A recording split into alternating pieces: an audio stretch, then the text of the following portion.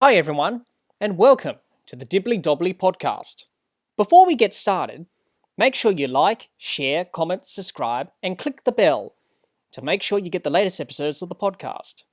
Be sure to like and share our Facebook page as well. On today's episode of the podcast, we review the first Test match between Australia and India from the Adelaide Oval and preview the second Test match of the series at the MCG. Let's recap the scores from this first Test match between Australia and India from the Adelaide Oval. India won the toss and chose to bat first. India made 244 all out in their first innings. Virat Kohli top scored with 74, and Mitchell Starc took 4 for 53 in 21 overs for Australia.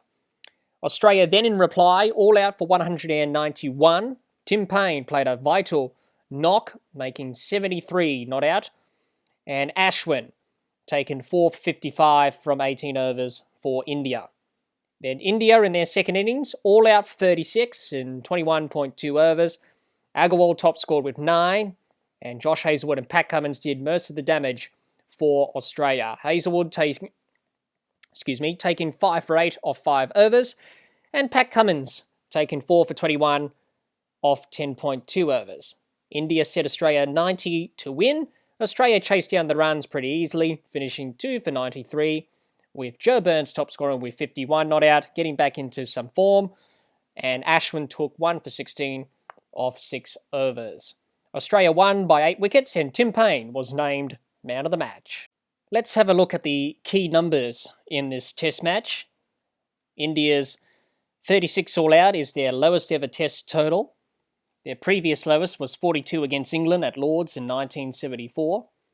India's 36 all out is the equal lowest innings total in Tests in Australia, equaling South Africa's record, which was against Australia when they were bowled out for 36 at the MCG in 1932. This is the lowest innings total by any nation in 65 years. Second time ever in Test history, not a single player reached double figures in a Test innings. The first time was South Africa, when they were bowled out for 30 by England in 1924, and on that occasion, extras were top scorers with 11. And India's 36 all out is the lowest total in Test matches at the Adelaide Oval, surpassing the previous best, which was Australia 82 all out against the West Indies in 1951. Now, let's have a look at the key numbers from Australia's bowling performance in this Test match. Josh Hazlewood was the 18th Australian to reach 200 Test wickets. Pat Cummins brought up his 150th Test match wicket and became the third equal fastest to reach the milestone in terms of innings bowled with 59 innings. That puts him levelled with the great Dennis Lillee and Stuart MacGill, and puts him behind leg spinners Shane Warne, who did it in 55 innings, and Clary Grimmett, who did it in 49 innings to reach 150 Test wickets for Australia. 21.26, Pat Cummins' bowling average places him in some elite company. Among bowlers to have taken 50 Test wickets in the past 50 years, Jasper Bumrah, 20.5, Malcolm Marshall, 20.94, Joel Garner, 20.97, and Curtly Ambrose, 20.99, have taken their wickets at a better mark than Pat Cummins. Josh Hazlewood's 5 for 8 are the most economical 5-wicket haul by an Australian in 73 years. Only Ernie Toshak, who took 5 for 2 in 1947, and Bert Ironmonger, with 5 for 6 in 1932, have bettered Hazlewood in terms of economy. 46.3, Pat Cummins' career strike rate is the lowest by any Australian bowler in 112 years. And for the third time in his career, and the first time since 2012, Nathan Lyon was not required to bowl in a Test innings. My thoughts on the Test match was another good Test match in Adelaide.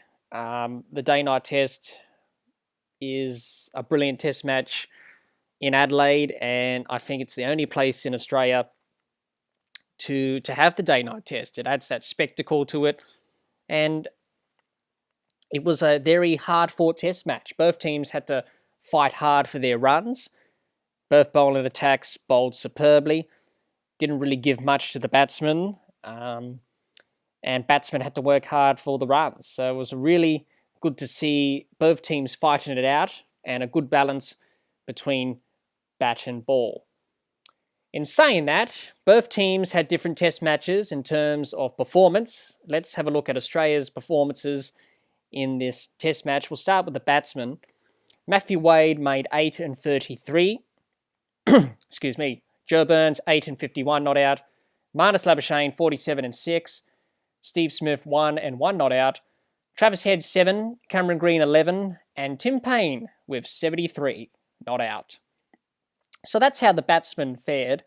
I think Australia's batsmen will be disappointed that they didn't really kick on and get big scores in this test match and bat long.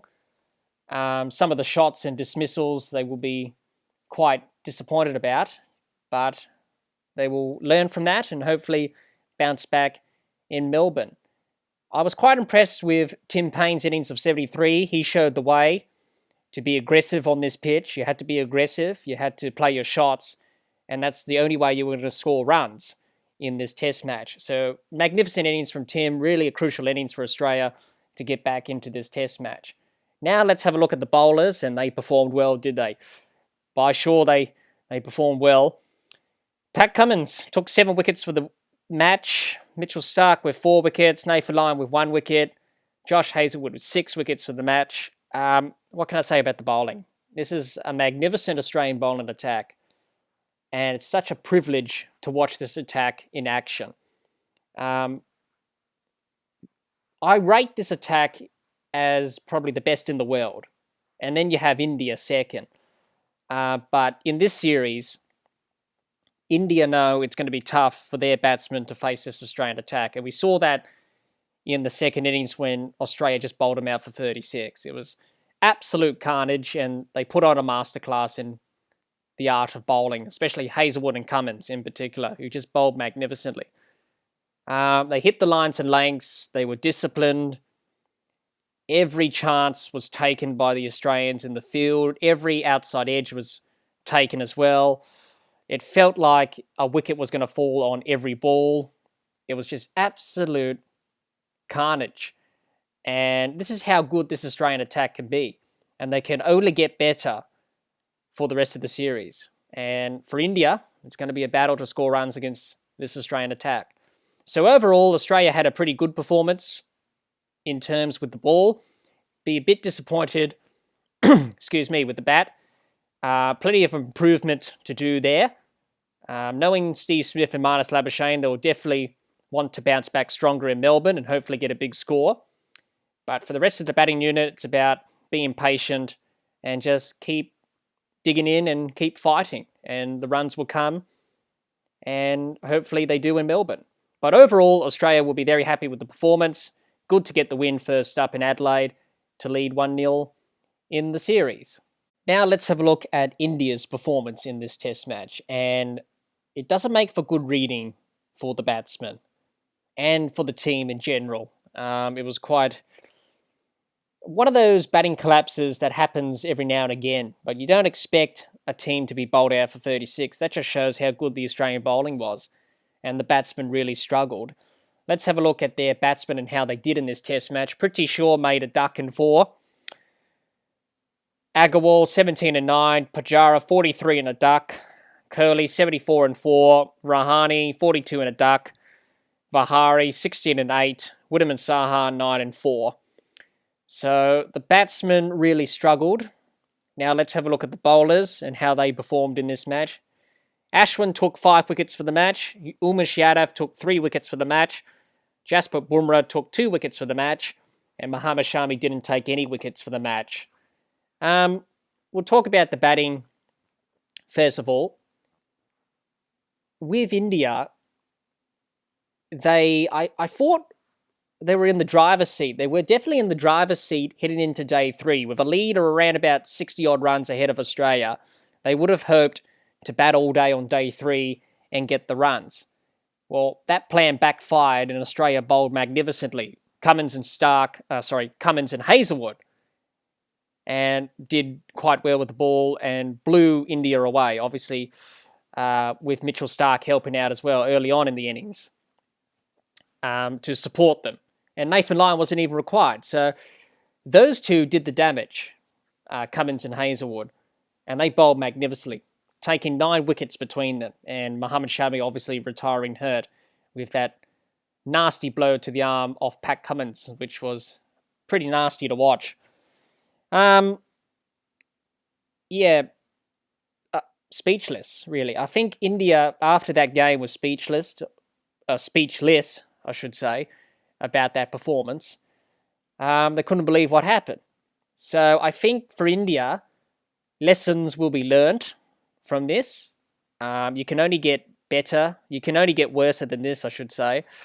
And you can get better from it. You can improve and look back on this innings. I think they will. Disappointment will be brewing. But in my opinion, you go through these batting collapses as a team, but it makes you stronger for the next innings.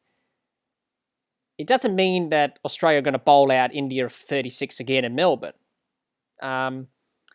Cricket is a different game every game. Every day in cricket is different. And for India, they lost this test match because of one session where they lost 10 wickets for 36 runs. And it wasn't a great batting performance, and they lost the test match. India will rue the chances that they dropped in the field, especially off Labuschagne and Tim Paine. I think Labuschagne was dropped 3 times and Tim Paine once. Now, if they held on to those catches, Australia would have made a lot less than 191. But in the end, Tim Paine made 73 not out and got them to 191. And that proved to be the difference in this test match. Without Tim Paine, Australia would be far behind in this test match, and India would be firm favourites to win this test match. But they didn't take the catches. Their fielding was sloppy. India pride themselves on their fielding. Their fielding was very sloppy, dropping catches, not being on in the field. I think the crucial wicket of this test match was in the first innings of Virat Kohli. He got out for 74, run out by Ajinkya Rahane. Ajinkya Rahane barbecued him and ran out the skipper, which you never do. You never run out the skipper, but he did. And he ran him out on 74. Now, Virat Kohli was destined to make 100, and a big one. If he batted into day 2, India would have made a lot more than 244. Instead, he got run out, and the wickets fell after that. And I also wanted to touch on India's intent with the bat as well, especially with Cheshwar Pujara.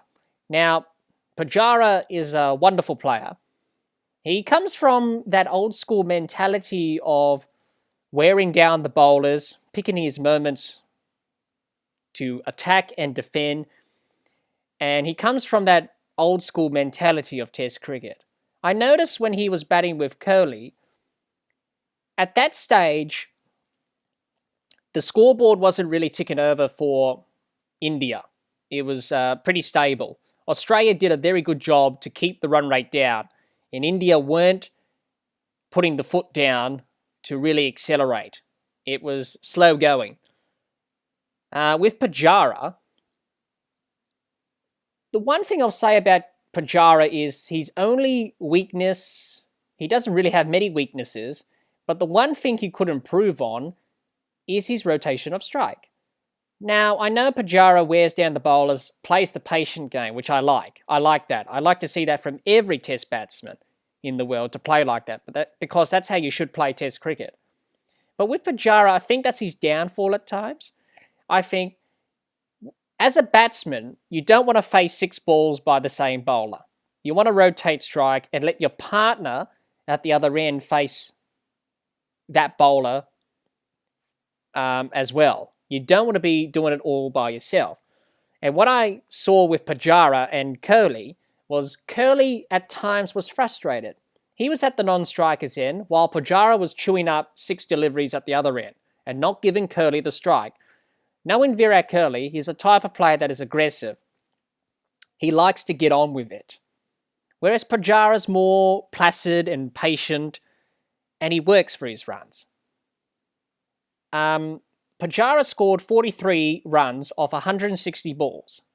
in that 43 runs, he scored 2 boundaries and he ran 3 threes and 7 twos. The amount of singles he ran were 12.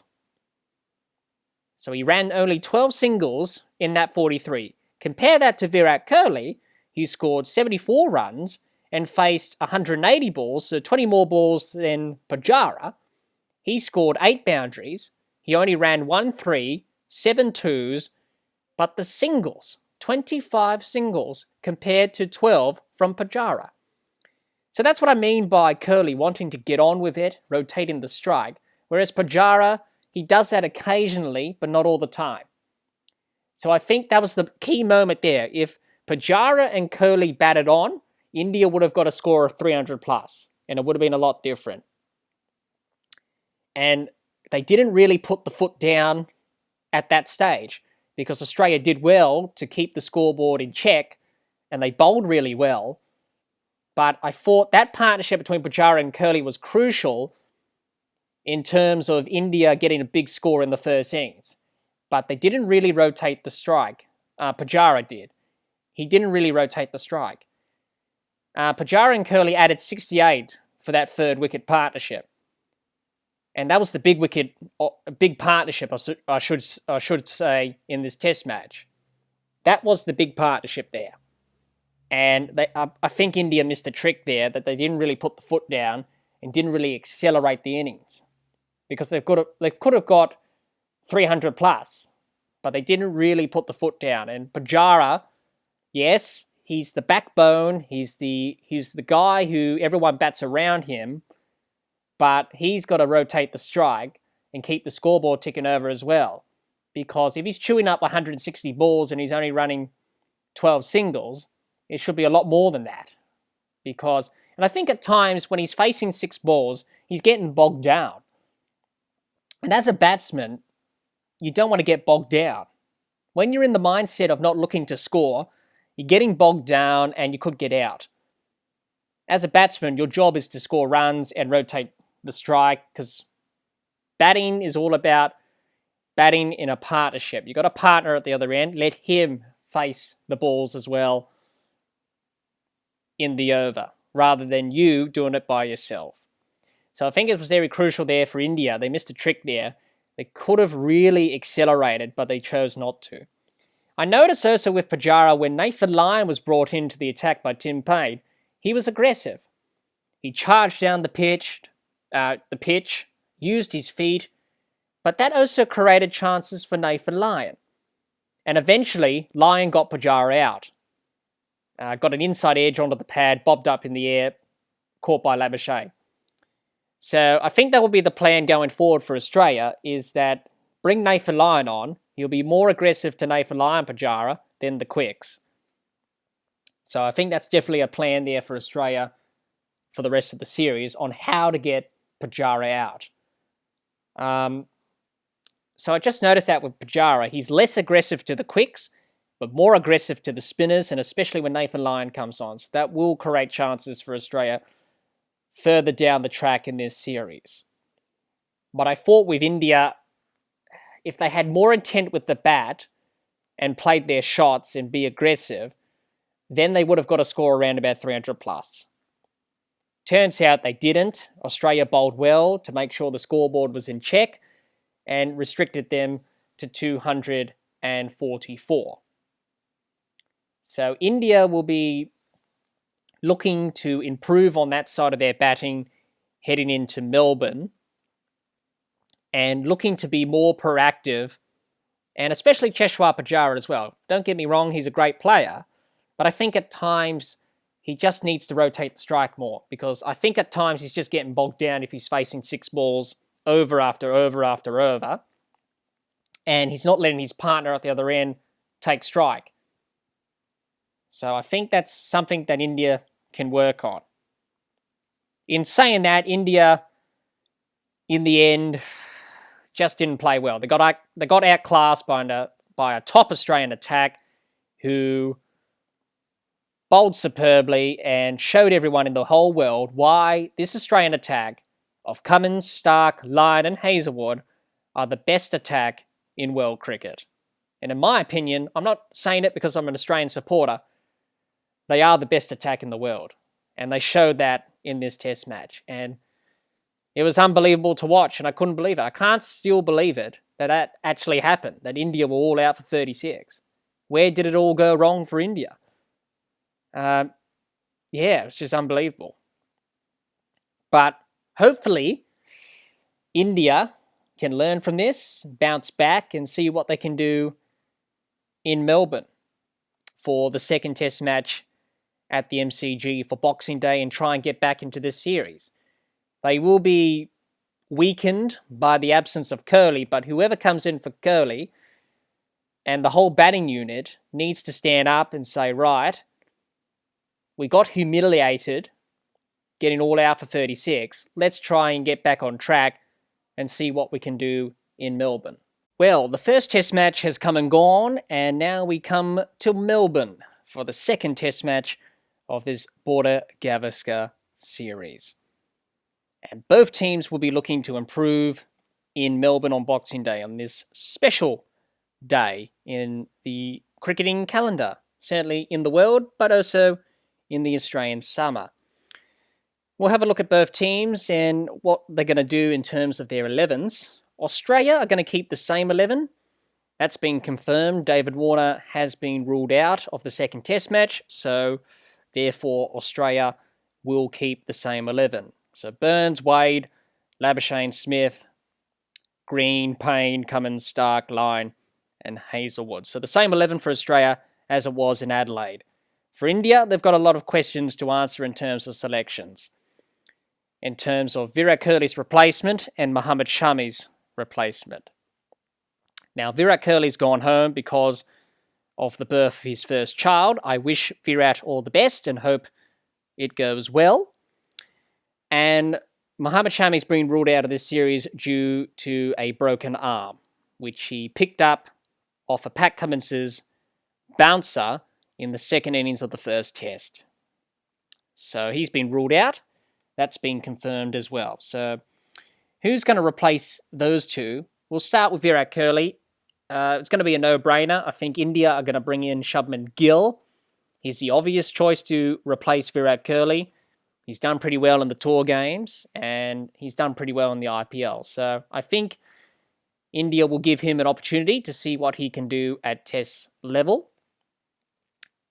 The replacement for Shami, I think Mohammad Siraj or Navdeep Saini may replace him. So one of those two may replace Shami. The other questions that India have to answer are Prithvi Shaw and if they want to select Rishabh Pant. Now we'll start with Prithvi Shaw. He's been under pressure. He's out of form. He's underperforming. He's a young player who's got a lot of potential, but is really struggling at the moment to buy a run. So I think India, if they want to stick with him, are they going to be certain that he is going to score runs? At this stage, it doesn't look like that. So I think they need to make a change. If I was the selectors, I'll probably bring in KL Rahul. He's done a pretty good job opening the batting for India in test matches and limited overs. He's in good form. He's scoring runs in the T20 format. He was the Orange Cap winner in the IPL, so he's in good form. So I think India will select him and drop Prithvi Shaw. In terms of Rishabh Pant, I can see why India didn't pick him for the first test match. They wanted to pick Wriddhiman Saha because Wriddhiman Saha is a good keeper. He's certainly a better keeper than Rishabh Pant. Rishabh Pant is a better batsman than Saha, but I think India wanted quality behind the stumps with the gloves rather than quality with the bat. So I think the question that India need to ask themselves in this test match is, do they want quality with the gloves again, or do they want quality with the bat? And I think they'll go with Rishabh Pant and choose quality with the bat over quality with the gloves. Because I think Rishabh Pant, he's an aggressive player. He scored a century here in Australia 2 years ago, and he'll be a valuable batsman for India. and he plays that aggressive type role as well. So I think it's a no-brainer to choose him. I don't know why he wasn't chosen in the first test, I should say, but they went with Saha instead. But I think now they'll go with Rishabh Pant for this second test match. So I think that's what India will do in terms of selection.